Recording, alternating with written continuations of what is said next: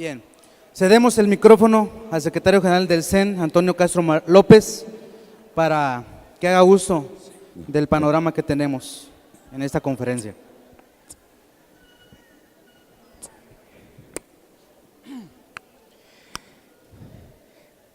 Compañeros de la región Hidalgo, de esta nuestra sección 18, de esta combativa sección 18, queremos primeramente mandarles un saludo muy combativo y fraternal de todas las secciones del país y de todos los movimientos magisteriales agrupados en el Congreso Nacional de Bases y en el Comité Ejecutivo Nacional Democrático del CENTE en Lucha, y que últimamente, hace 2 años, formamos el referente movimiento del Magisterio Democrático Nacional.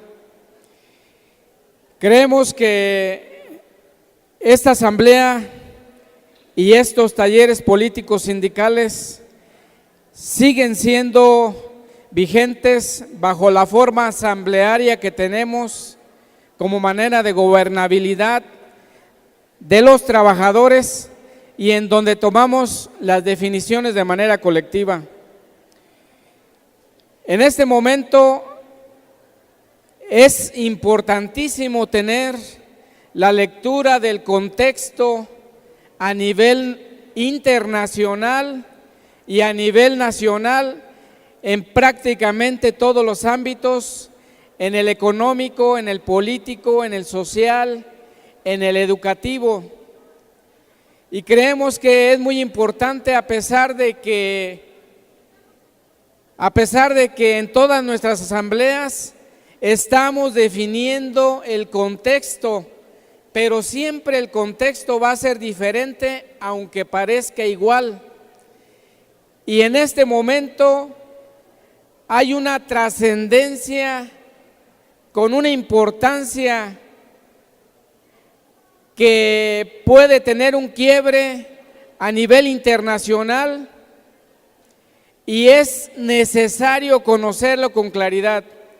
Nuestro movimiento tiene la responsabilidad de conocer con claridad lo que está sucediendo en este momento a nivel internacional y a nivel nacional para poder también tener la claridad de nuestro plan de acción y saber de manera correcta hacia dónde tenemos que ir, qué es lo que tenemos que hacer en este momento. Y lo que estamos viendo en este momento es que a nivel internacional nada se mueve en México si no es por lo que se dicta a nivel internacional.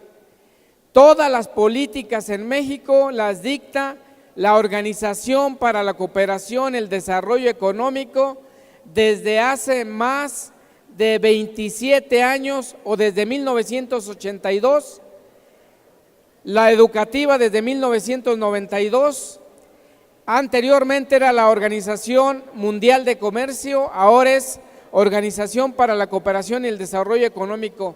Nada se mueve, ni un ápice de la Constitución, ni un ápice de las normatividades, si no es lo que dicta esta organización. Por eso es importante conocer ahora el contexto internacional. Y lo que está sucediendo en este momento es que el sistema neoliberal prácticamente se ha colapsado. Y si no tenemos la lectura de por dónde están los asuntos, nuestro movimiento caería en una intrascendencia para tomar las definiciones en la ruta que nosotros nos hemos planteado. Y entonces tenemos que decir, si este sistema neoliberal ha colapsado, ¿cómo está ahora? Y lo que vemos es que se ha fracturado en 2 partes. La definición que nos lo han dado son la salida de Inglaterra de la Comunidad Económica Europea el pasado julio y agosto y el ascenso de Donald Trump a la presidencia de Estados Unidos el pasado 4 de noviembre. ¿Qué significa esto? Significa que la arquitectura social, económica, política a nivel mundial que nació de la Segunda Guerra Mundial ha dejado de existir y ahora se presentan nuevos escenarios que todavía no tenemos la lectura, pero que ya se están desarrollando. Y en el hecho, ¿qué es lo que se vino abajo? Pues se vino el sistema neoliberal que prácticamente había hecho una gran concentración de la riqueza a nivel mundial en aproximadamente 300 familias. Se vino una profundización de las desigualdades sociales y culturales de todos los países, la pérdida de la capacidad gubernamental de los estados, es decir, los estados se achicaron, han quedado totalmente endeudados y no tienen una capacidad de viabilidad. Ha habido una masificación de la cultura del entretenimiento de manera embrutecedora, de tal manera que también la cultura, la intelectualidad, el nivel educativo en todos los países ha bajado, pero también ha habido una mercantilización de la vida en lo económico, en lo político, en lo social. Y esto ha generado a nivel mundial en que la mayoría de los países hayan tenido un crecimiento raquítico del 2% máximo, lo que dio lugar a que la potencia hegemónica del neoliberalismo se viniera abajo. Estados Unidos prácticamente colapsó y perdió la hegemonía. En este momento la mayor potencia económica es China. Se preveía que China ascendería al primer lugar en lo económico por allá por el año 2022, eso se preveía hace 5 años, hace 3 años se preveía que ascendería en el 2017, pero China asciende desde el año pasado a la primera potencia hegemónica. Y lo que la lectura que nos da es que Estados Unidos ya no tiene la capacidad para encaminar este neoliberalismo brutal, como ha habido de la pérdida de derechos de todos los trabajadores en todos los países, de la pérdida del crecimiento y del endeudamiento a nivel nacional. ¿Quién ganaba con este neoliberalismo? Los únicos que ganaban eran las grandes empresas transnacionales, y con los tratados de libre comercio, estas empresas son las únicas que tenían ganancias a pesar de la crisis. Los sistemas colapsan, Inglaterra se sale de la Comunidad Económica Europea, ahora Estados Unidos dice, yo ya no quiero ningún tratado de libre comercio, y entonces lo que vienen son tiempos nuevos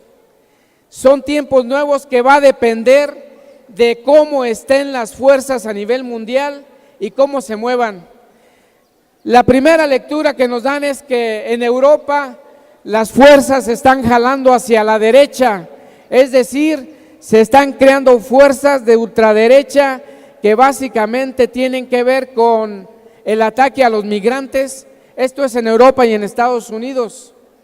El ataque a los migrantes, el cerramiento en sus políticas a nivel nacional, el desmantelamiento de los tratados de libre comercio, el ir a tratados bilaterales de acuerdos comerciales. Esto es lo que viene, pero también viene una quiebra de muchas empresas.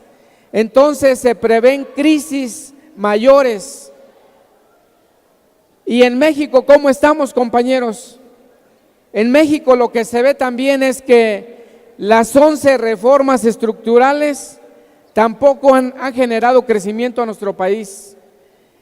Desde hace más de 15 años se tiene un crecimiento entre 2 y 3%, y el crecimiento para este año 2017 se prevé del 1%.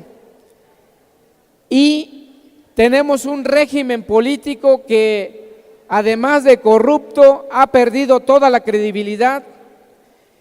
Peña Nieto está ahora en el 12% de credibilidad, algunos lo manejan en el 17%, y lo que vemos es que la reforma educativa, la reforma energética, prácticamente están en una etapa de venirse para abajo. Pero la pregunta es, ¿van a caer solos o se necesitan fuerzas para echarlo abajo? Lo que se ha catalogado es que han fracasado, pero también tienen la capacidad de reestructurarse. De ahí la importancia de hacernos la pregunta, ¿cómo estamos en este momento? Y también cómo están las fuerzas de los movimientos sociales y los movimientos populares, cómo está la fuerza del magisterio. Lo primero que vemos es que esta crisis que están viviendo es también una crisis de la tasa de ganancia, es decir, las grandes empresas transnacionales, al ver que ya no hay crecimiento, buscaron maneras de tener otro tipo de ganancias, se aprovecharon de todo el presupuesto nacional. En este momento son 4 billones los que se ejercen cada año como presupuesto público, y de esos 4 billones, 2 billones se quedan las grandes empresas y la clase política para sus salarios y para las ganancias en infraestructura, las ganancias en obra pública que tienen ya aseguradas estas grandes empresas.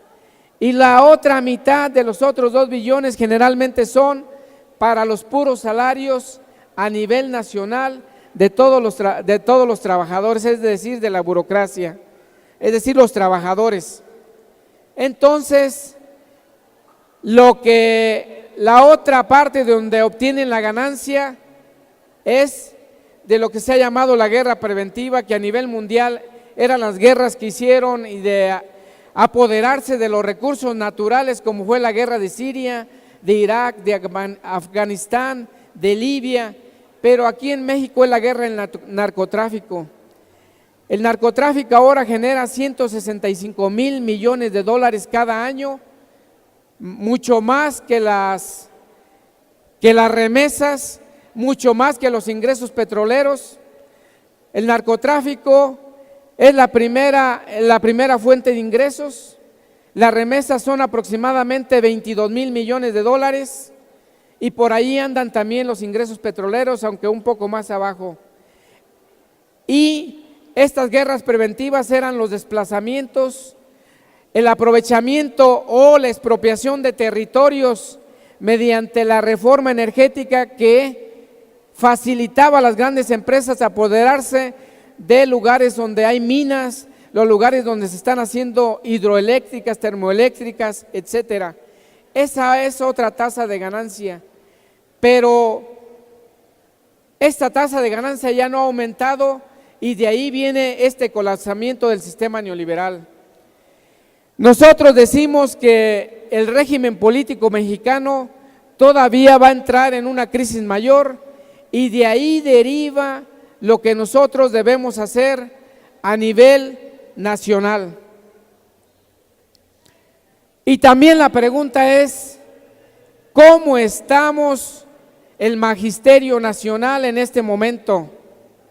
Lo primero que tenemos que decir es que en la Jornada Nacional 2016, todos sabemos que a pesar de las limitadas movilizaciones que tuvimos, aunque fueron muy constantes, no todos estuvimos, se estuvo a punto de echar abajo la reforma educativa y nos movilizamos a nivel nacional 4 fuerzas. Se movilizó la Coordinadora Nacional de Trabajadores de la Educación, que principalmente la base movilizada es en Chiapas, Oaxaca, Guerrero y nuestro estado de Michoacán, pero también se movilizó las fuerzas del Comité Ejecutivo Nacional Democrático, que principalmente están basadas en Quintana Roo, Tabasco, Veracruz, Morelos, Puebla, Querétaro, Jalisco, Baja California Sur.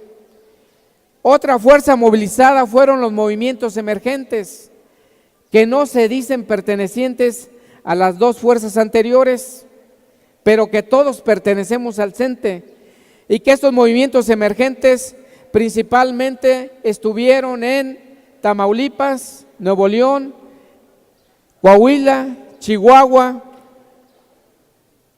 Sinaloa, Sonora, Baja California. Y una cuarta fuerza fueron los sindicatos independientes de educación, que también están en educación básica y están en educación media superior. Aproximadamente en educación básica hay cerca de 40 sindicatos independientes, ubicados principalmente en el estado de Veracruz y en la península de Yucatán. Y los sindicatos de educación media superior son principalmente bachilleres, CECITEMS, CONALEP, etcétera. Todas estas fuerzas prácticamente nos mantuvimos en una convergencia, es decir, teníamos nuestros planes de acción similares, teníamos nuestros planes para echar abajo la reforma educativa similares, y uno de los ejes centrales era la abrogación de la reforma educativa. En el eje político, movilizarnos prácticamente en todas nuestras fuerzas, en la denuncia, en la movilización y a nuestras capacidades en todos los estados.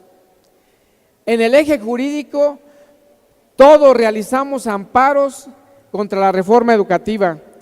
Nosotros queremos mencionarles que en el caso del Comité Ejecutivo Nacional Democrático realizamos amparos en la reforma al tercero y 73 constitucional, en las 3 leyes secundarias, Ley General del Servicio Profesional Docente, Ley General de Educación, Ley del Instituto Nacional de Evaluación Educativa, y en la Ley Estatal de Educación, que en este momento tenemos todavía una sentencia, si sigue viva, donde la maestra es representante, la maestra Gabriela Blancas, está el maestro Artemio Ortiz Hurtado, de representantes aquí a nivel del estado, y en este momento nos han entregado unas sentencias en donde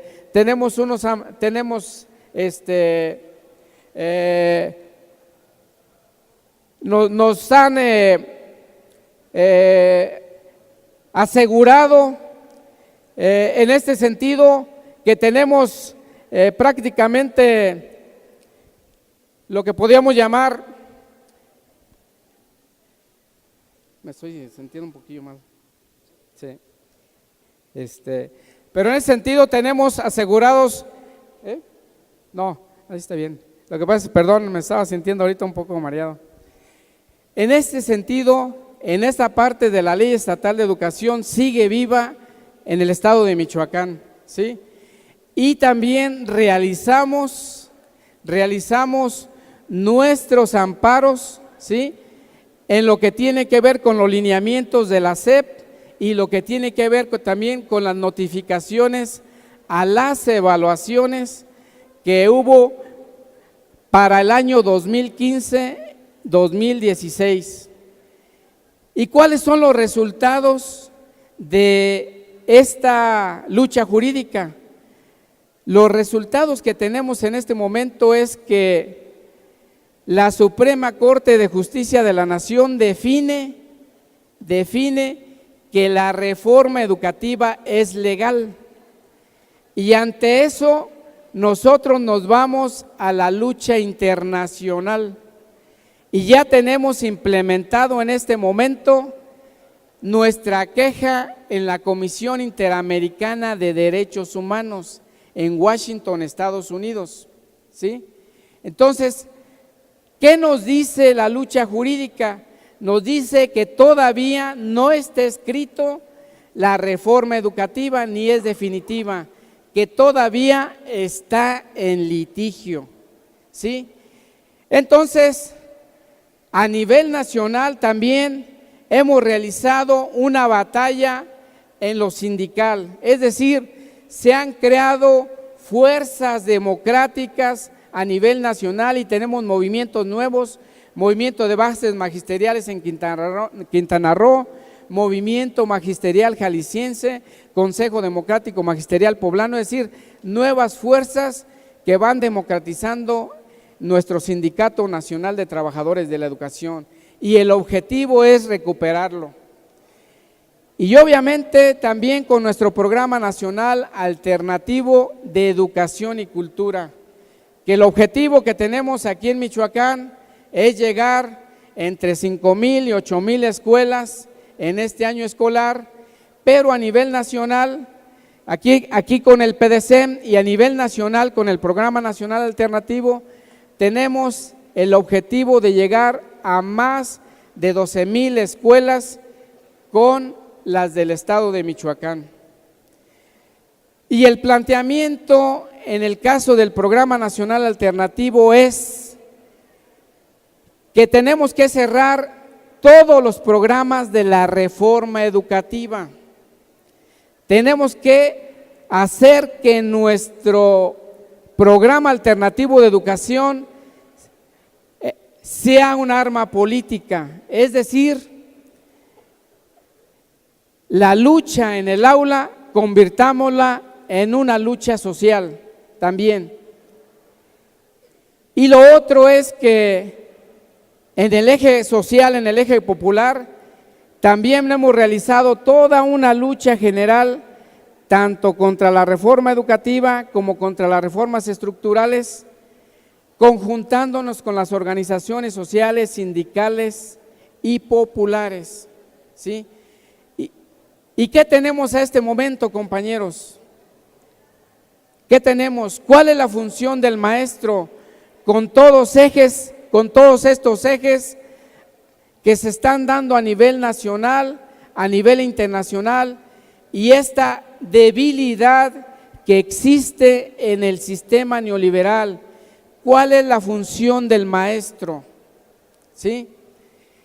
Nosotros decimos que el maestro tiene una de las funciones más importantes en este escenario de transición del sistema neoliberal.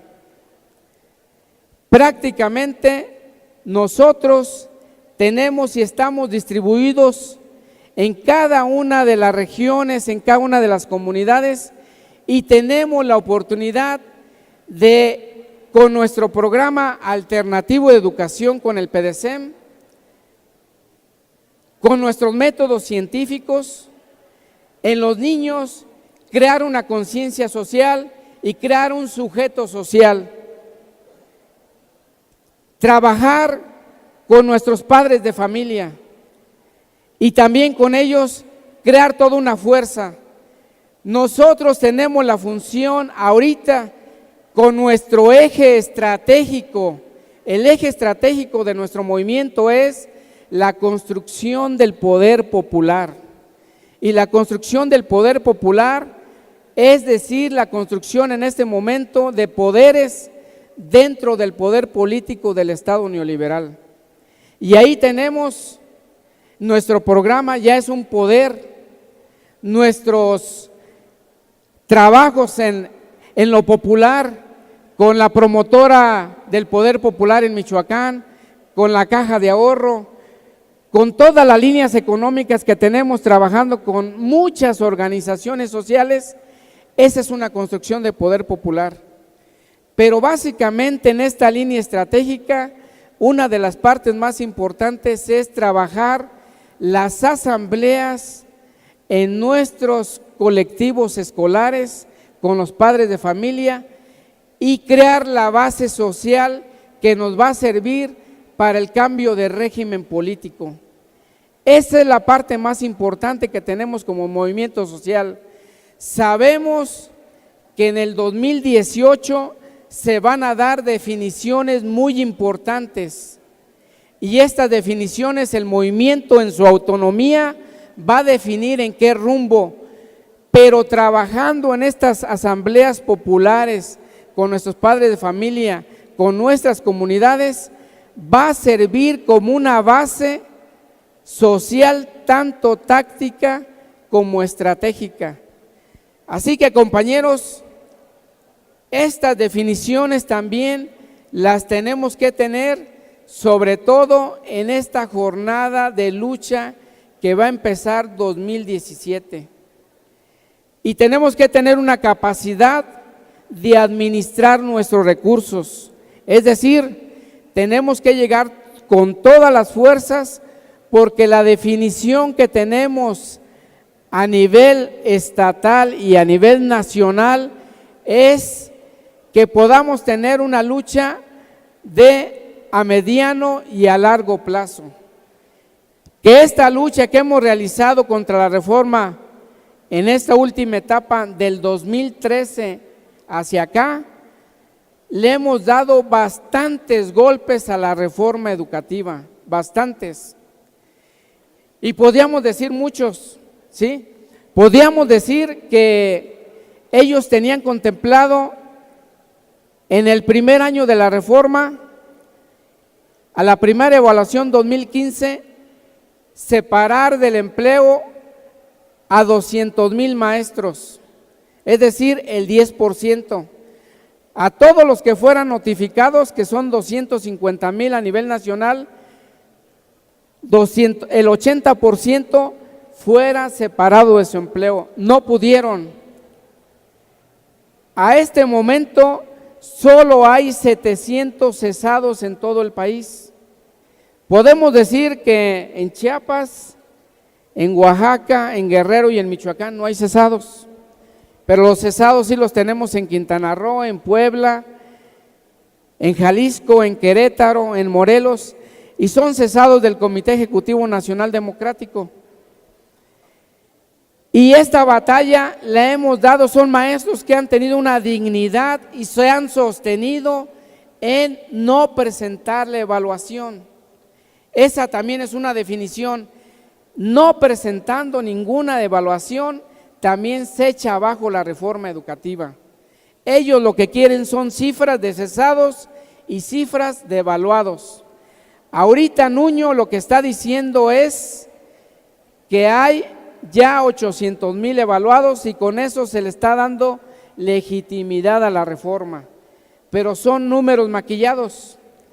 Ellos han tardado en implementar su nuevo modelo educativo, pues prácticamente ya llevan 4 años y hasta ahora lo están tratando de implementar en este marzo 2017. Ellos tardaron más de 2 años en presentar solamente los lineamientos después de la reforma educativa. Tardaron más de 2 años. Entonces, sí ha valido la pena todas las movilizaciones que hemos realizado y los hemos debilitado de tal manera que solamente estas evaluaciones que trataron de implementar en Michoacán también fracasaron. Queremos decirles que este año lo legal según sus leyes es que implementen el nuevo calendario de evaluación en noviembre del 2017, pero ellos están tratando de hacer nuevas evaluaciones o adicionales evaluaciones como esta que hicieron en febrero, están tratando de hacer otras adicionales y todas estas calendarios de evaluaciones son ilegales según la ley del servicio profesional docente, es decir, están violando sus propias leyes, buscan desesperadamente quien caiga en las evaluaciones. Por eso, ante la lucha que hicimos el año pasado, se le caracterizó a la evaluación de no obligatoria para que el maestro que fuera a hacer la evaluación fuera por su propia voluntad y con eso legitima la reforma educativa. Entonces, lo que vemos, compañeros, es que ante la debilidad del régimen político mexicano, ante la debilidad que ahora tiene la reforma educativa, porque también las escuelas al 100 no han funcionado, es decir, ahorita están invirtiendo 50,000 millones de pesos, pero desde las inversiones de la Bolsa Mexicana de Valores y prácticamente se elevan los costos de infraestructura a 400%. Ellos dicen que aproximadamente 22,000 escuelas las van a beneficiar con las escuelas al 100, con esos programas, pero en la realidad es probable que lleguen solamente a 10,000 escuelas. No va a funcionar este programa tampoco, y ante esta debilidad lo que viene es hacer con mayor contundencia este plan para la jornada de lucha 2017. Con el gasolinazo, lo que se ve en el escenario es que van a tener una dificultad para implementar un segundo gran gasolinazo. Ellos querían implementarlo en este pasado 4 de febrero y no han podido. Nosotros decimos que ya no aguantan un segundo gran gasolinazo porque se desbordaría la movilización popular, ¿sí? Y lo que están buscando ellos es entregar, en el caso de la reforma energética, todas estas ganancias en las gasolinas a un elevado precio para que las transnacionales que lleguen ya vengan con ganancias. Pero debido a esta crisis política que tienen, no va a ser posible. Entonces, aquí lo que nos obliga es a conjuntarnos con las organizaciones sociales, con las organizaciones populares, para realizar todas las acciones que definan nuestros movimientos. Nosotros creemos que las acciones tienen que ser en prácticamente dos sentidos. Uno, en la resistencia a cualquier intento de seguir entregando nuestros recursos naturales y seguir amenazando a nuestro pueblo, seguir extrayéndole por medio de estos altos precios de la gasolina todos los recursos de nuestro pueblo. Y también tenemos que prepararnos para las nuevas evaluaciones, para echar abajo la reforma educativa prácticamente en este año. Y tenemos que prepararnos lo que defina nuestro movimiento hacia el 2018. En esto, la autonomía del movimiento es lo que va a definir.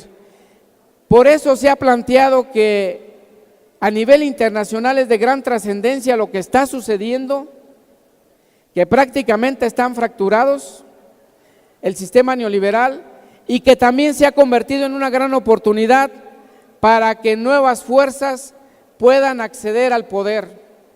Sabemos que estas fuerzas que pueden acceder al poder, que son fuerzas de izquierda electoral, van a tener un campo de acción y de avance, pueden detener las reformas, pero también hay que tener la claridad de que nuestro movimiento en la construcción del poder popular tiene una línea más estratégica, una línea mayor, y que en este sentido debemos ubicar los dos.